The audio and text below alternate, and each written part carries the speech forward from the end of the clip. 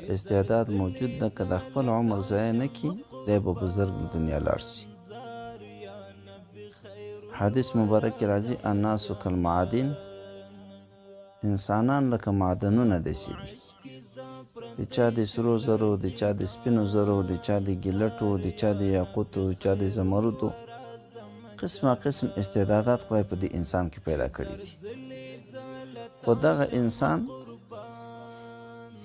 د معدنیاتو کې بعضې داسې معدنیات دي چې د خاورو لاندې پټ دي او کار نه ده پې سوی، دې نه هم فایده نه اخیستل کېږي. بعضې داسې معدنیات دي چې کار پې سوی وي خو غلو کار پې کړی وي، خارج ته یې وړي وي، خپلو شخصي استفادې ورنه کړې وي، نو دا د وطن دپاره فایده نه کوي. نو داسې د انسان که چېرته غافله وخت تیر کړي، ګناه هم ونه کړي پکې، غیبت هم ونه کړي پکې، دروغ هم پکې ونه وایي، نورې بدعملۍ هم ونه کړي، خو دغسې د خپل وخت ضایع کړي. دا لکه هغه معدن چې د خاورو لاندې پټ وي، هېڅ فایده هم نه کوي. او که چېرته ده په بېجایه کارو کې ځان مشغوله که، د الله تعالی نه په بله خوا باندې مشغوله سه، نو د دې دپاره داسې ده لکه هغه معدنونه چې غله یوسي، چې غلو یوړ یو خو هغه مځکه د معدن نه خلاصه کړه، مځکې قیمت یې ختم که، بل طرف ته د دې دپاره هېڅ فایده پکې رانغله. نو نفس و شیطان د موږ تاسو دپاره غله دي. دا غله هېڅ وخت کې نه غواړي چې انسان دې کامیاب سي، هر وخت د خدای دښمني ته انسان راغواړي. ان النفس لاماره بسوء، آیت مبارک ده. نفس سرکشه ده، هېڅ وخت نه غواړي چې سر ټیټ کړي، هېڅ وخت نه غواړي چې داسې یو کار وکړي چې الله تعالی دې پرې راضي سي. اوس که سړی خپل عزت غواړي، د خپل د نفس خواهش خلاف کار دی کوي. نفس یو څه ورته وایي، خو د الله تعالی د رضا کار بل ده. دی باید هغه د الله تعالی د رضا کار ته ځان وړاندې کړي، بیا کامیابېږي، ځکه د ده اصلي حقیقت اماره د سرکشه ده.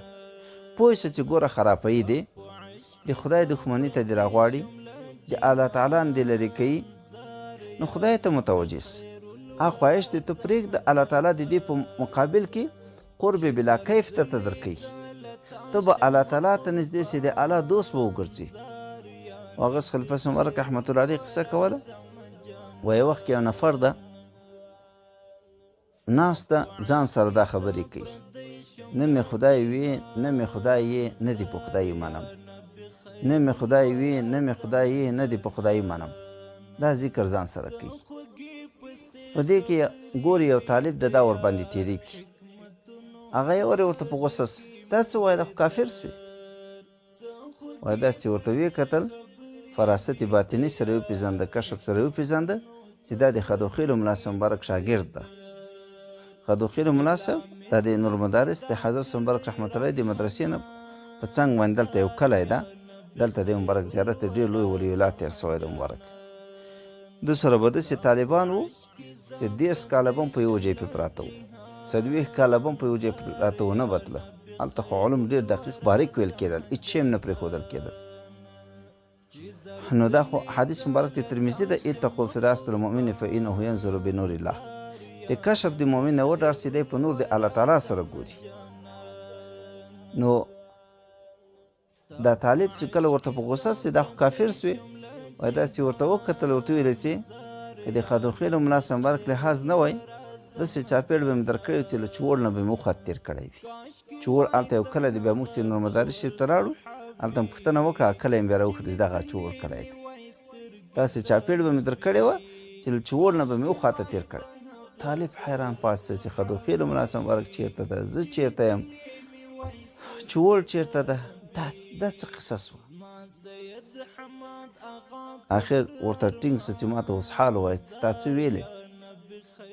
نو ورته ویل چې ما خو الله تعالی ته نه ویلې، ما خپل نفس ته ویلې. نفس یو وخت کې ما نه غوښه غوښتې وه، ما ورته ویلې چې د پلانۍ غوا خوسی چې کله قصابي سي، یا د هغې خوسی چې کله قصابي سي، نو زه به تا ته غوښه در کوم. نن هغه قصابي سوی ده، اوس نفس راته تخته ده. د پخواني بزرګان اولیا اکثره په ریاضت او په مشقت او په تکلیفونو باندې کمال ته رسېدلي دي. وروسته د شاه نقشبند سه مبارک په برکت باندې الله تعالی اساني راوستله چې د 14 شپې خدای تعالی ته سجده وکړه. الله تعالی دې طرف نه الهام کې د ورته وایي څه غواړي؟ خدای په کتا ته د رسیدلو اسانه لار غواړم. وایي ته خو بنده اختیار نه لري، او بس زه غواړم. دا خو چې څوک په چا باندې یو ناز وچلی بیا هغه ناز اخلي، دا خو د الله اولیا دي، د الله دوستان دي. نو خدای پاک دا ناز په مځکه باندې نه اچي. رسول الله صلی الله مبارک ته خدای پاک وایي ولسوف یعطیک ربک فترضی، خدای به تا خوشحاله کوي. دی وایي چې د ما یو امتي په دوزخ کې پاتې زه به نه خوشحاله کیم. حال دا چې د ټول عمر ټوله زندګي په څومره تکلیفونو کې تېره کړه چې خدای رانه راضي سي. لیکن دلته چې الله تعالی ورته چې خدای به تا خوشحاله کوي، دی مبارک وایي چې ما یو امتي په دوزخ کې پاتې زه به نه راضي کیم. دا په الله تعالی باندې یو ناز چلی. د 14 شپو سجدې نه وروسته بیا الله تعالی الهام ورته وکړ د نورو طریقو انتها، نورې طریقې به ټولې حق دي، خو دا به اخر ته رسوي، بیا په قلب کې کار شروع کړي، په زړه کې کار شروع کړي، بیا هغه وظیفه ورته ورکړل کړي. خو طریقې نقشبندۍ کې واره په قلب کې کار شروع کړي. پخوا به د بزرګانو په دې نورو طریقو کې اول به یې دا نفس ورباندې ښه ذلیل کاوه، بیا یې مرید کاوه. اوس خو چې مرید هم سي اتي احسان هم په شیخ باندې باري چې زه خو تا مرید سوی یم، نو د ما احسان باید ومني.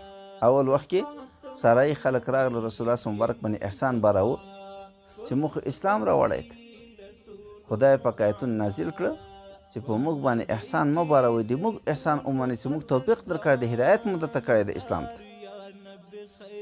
نو د هغو احسان به په ځامنې د ځان احسان په هغو باندې نه باروي چې زه خو تا مرید سوی یم، زه خو تا شاګرد سوی یم، نو ته باید د ما احسان ومنې. نه، هغه چې یو توجه تا ته کوي دې باندې څومره مشقت و تکلیف و زور راځي، او الله تعالی په دې باندې عالم ده او دوی ته د معلومات خدای پاک کوي چې په دې کې څومره تکلیف ده.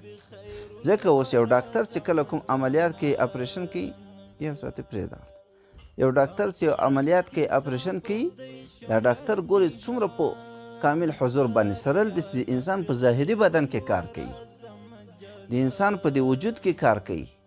دا خو د روح کار ده، دا خو ډیره سخته خبره ده. نو پخوا به اول دا نفس ښه پې ذلیل